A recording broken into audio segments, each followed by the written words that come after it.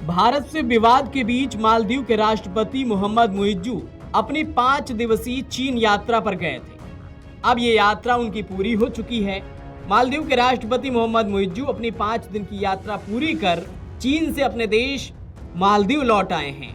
देश लौटते ही वह अपने मंत्रियों के भारत विरोधी रंग में रंगे दिखे। वापस आते ही मुइज्जू ने कुछ ऐसा किया जो दिखाता है कि मालदीव के सिर पर चीन का हाथ है, जिसके बल पर वह उछलने लगा है। मालदीव के राष्ट्रपति ने भारत को आंख दिखाई है। दरअसल मोहम्मद मुइज्जू ने लौटने के बाद एक प्रेस कॉन्फ्रेंस की। इसमें उन्होंने बिना भारत का नाम लिए कहा, हम भले ही छोटे हैं, लेकिन इससे आपको हमको धौंस दिखाने का लाइसेंस नहीं मिल जाता। उन्होंने आगे कहा, मालदीव किसी देश की संपत्ति नहीं है। मोहम्मद मुइज्जू सीधे तौर पर कहना चाहते हैं कि कोई भी उनके देश को धमका नहीं सकता। मोहम्मद मुइज्जू ऐसे समय पर चीन गए थे जब भारत और मालदीव के बीच विवाद चल रहा था।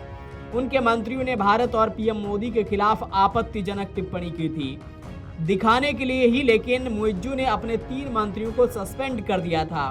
कायदे से देखें तो मुइज्जू को वापस लौटने के बाद भारत से रिश्ते सामान्य करने की बात करनी चाहिए थी, लेकिन उन्होंने वापस लौटते ही अपने भारत विरोधी तेवर दिखाने शुरू कर दिए हैं।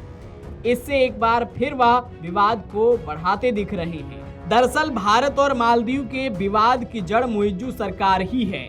जनवरी के पहले सप्ताह में पीएम मोदी लक्षद्वीप गए थे। उन्होंने यहाँ की खूबसूरती दिखाते हुए तस्वीरें सोशल मीडिया पर शेयर की थी। इस पर भारतीय लोगों ने मालदीव की जगह लक्षद्वीप जाने की बात कही। ये बात सुनकर मालदीव के मंत्री आग बबूला हो गए। उन्होंने तुरंत ही पीएम मोदी के खिलाफ आपत्तिजनक टिप्पणी कर दी। साथ ही साथ मालदीव के मंत्रियों ने लक्षद्वीप को लेकर भी विवादित टिप्पणी की। इस टिप्पणी के बाद भारत ने अपनी नाराजगी जताई थी, जिस पर मालदीव ने कहा कि उनके मंत्रियों का ये व्यक्तिगत बयान है। हालांकि जब विवाद बढ़ा तो मालदीव की सरकार ने अपने 3 मंत्रियों को सस्पेंड कर दिया।